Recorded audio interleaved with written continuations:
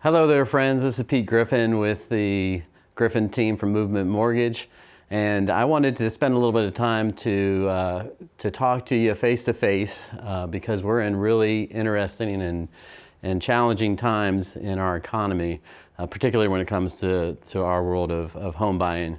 And so there's some things that I've thought important to share that are in keeping with our mission to love and value people. To be a buyer in this current market is not easy. To be a buyer in this current market is important, and a lot of folks are asking questions about should they wait, should they make an offer that's over the list price, what are interest rates doing, is this housing market the same thing that we experienced in the last housing bubble. And so all those things are very important, and there's no point in history that we can point to say we're doing what we did in 2000 whatever or 19 whatever. So there's some very unique things that I want to take some time to talk to you about. I'm going to lay out some of these things graphically for you with some slides.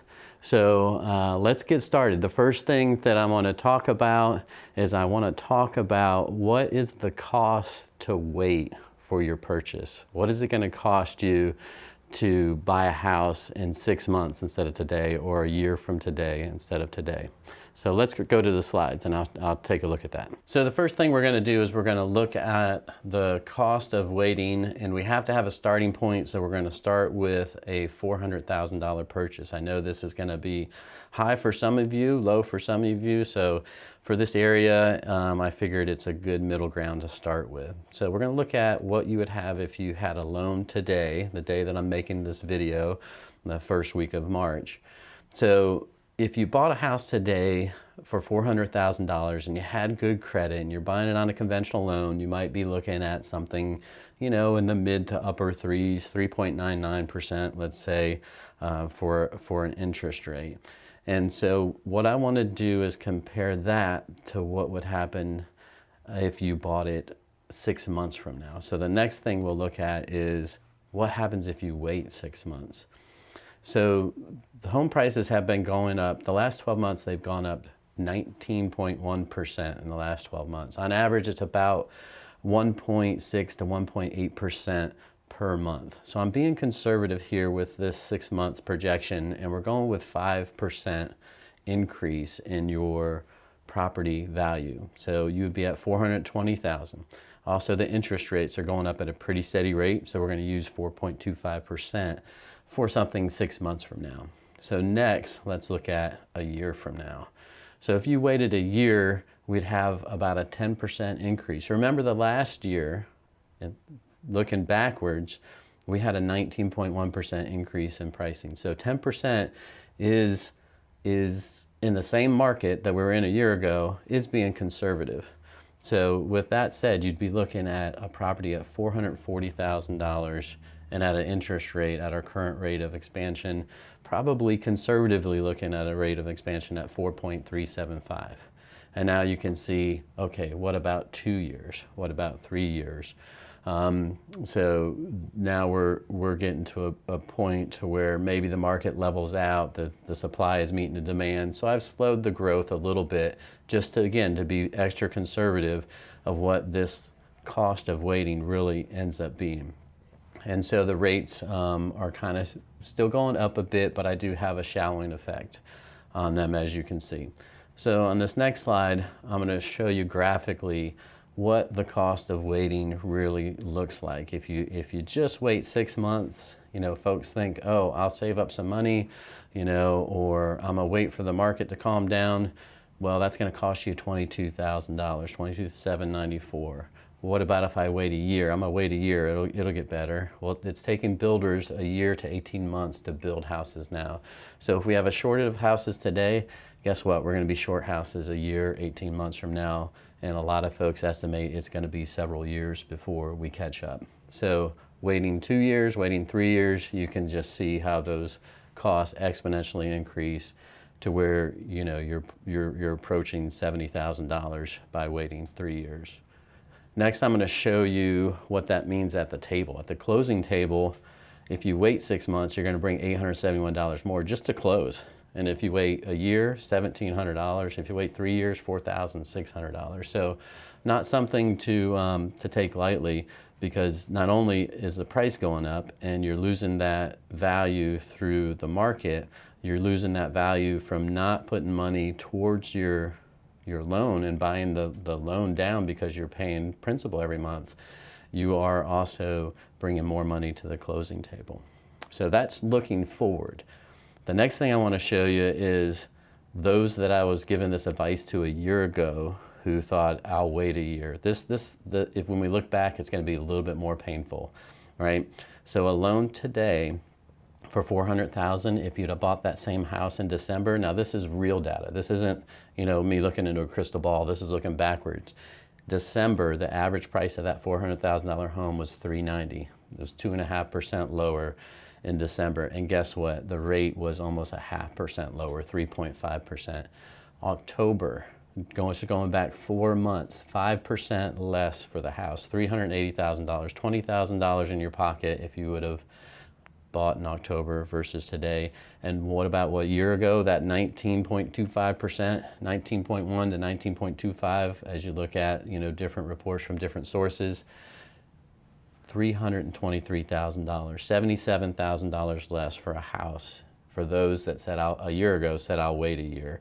So important to not just forecast, look forward, but also look backwards. Remember, our looking forward were conservative estimates. Now we're looking back, so you can see, and the demand is just as high as it was a year ago, and the supply is even shorter than it was a year ago. So this could be even worse moving forward. So it's important that you understand what the cost of waiting really is going to be for you.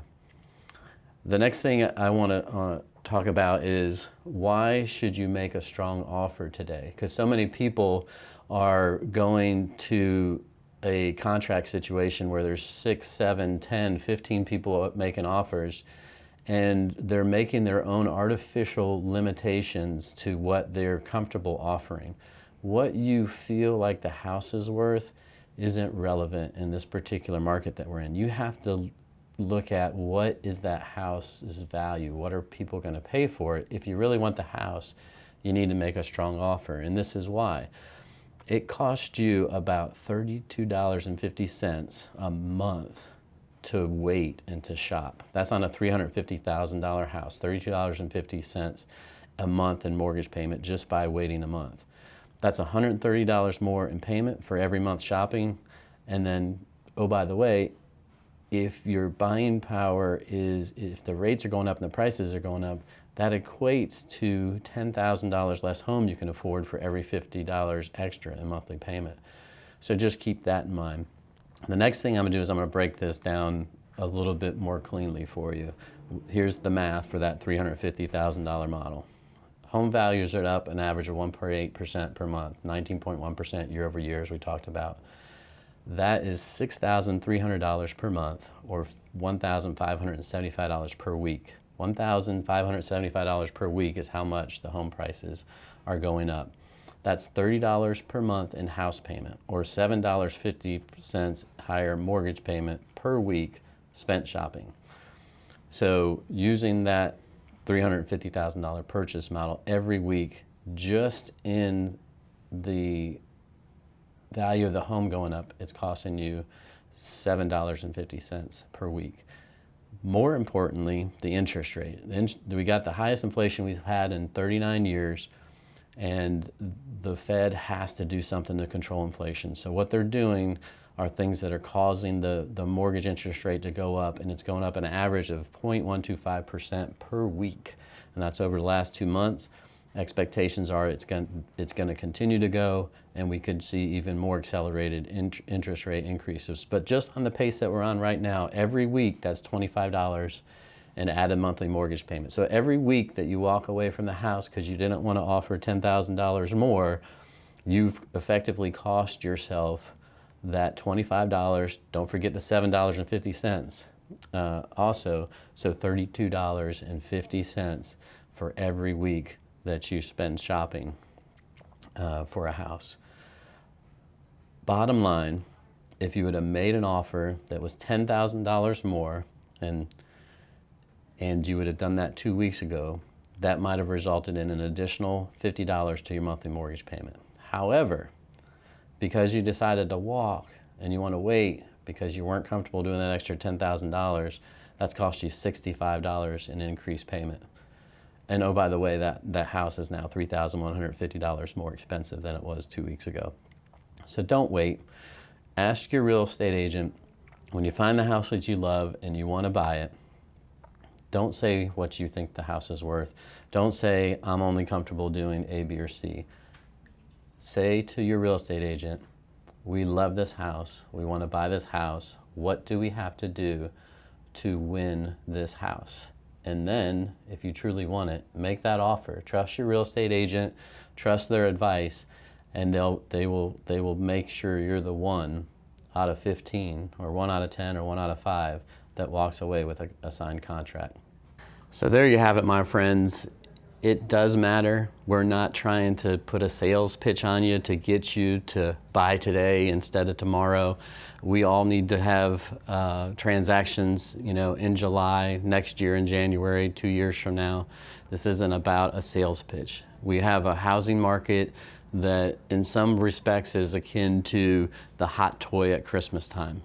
If Tickle Me Elmo was available and it was the hot toy of the year, and I know I'm dating myself with that, but if there was one of those and there was 100 people that wanted it, the one that's going to get the Tickle Me Elmo is the one that has the best offer to the person selling it. That's who's going to walk away with that doll. Now that's just a fad. Those come and go. Houses is not just a fad. We have a population that needs a place to live. And so it's not like this is a fad that's going to be gone in 6 months, a year, because all of a sudden people don't need houses anymore. We have a population that doesn't have enough housing for it. Builders are building as quickly as they can, but as I said, they're taking 12, 18 months to get a house built. So you need to be competitive. To be competitive, you need to have a great real estate agent that's going to do the research to be able to tell you what you need to offer, and you need a good lending team that's going to be able to reassure that seller that you are the right person for this house. So give me a call anytime, 540-834-8826, or pete.griffin@movement.com if you'd like to send me an email. It was a pleasure giving you this update today, and we look forward to talking to you again soon. Bye-bye.